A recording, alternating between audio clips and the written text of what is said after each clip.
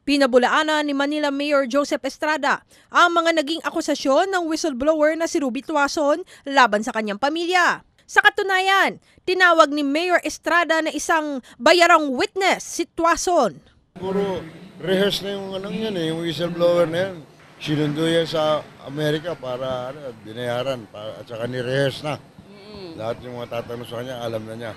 Base sa testimonya ni Tuason kahapon sa Senado, sinabi nito na personal itong nag-aabot ng kickback kay Senator Jinggoy Estrada na mula sa pork barrel scam queen na si Janet Lim Napoles. Si Senator Jinggoy ang anak ni Mayor Estrada.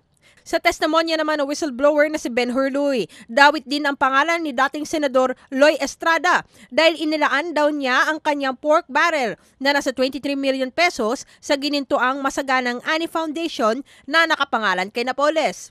Giit ni Mayor Estrada, hindi totoo ang paratang sa kanyang may bahay dahil relihiyosa daw ito. Kampante naman ng alkalde na walang patunay sa mga paratang kay Senador Jinggoy. Maaaring kasama ang mga whistleblower sa demolition job laban sa kanyang pamilya. Pero hindi pa niya maipangalan kung sinong nasa likod nito. Sa huli, kanyang binalaan ang mga whistleblowers. Ang mensahe ko din sa mga bayaran na whistleblower, bahala Panginoon Diyos sa kanila. Nakakarma rin yung mga yan. Ito po ang inyong kaibigan, Rema Peñaflor, para sa Newsnight.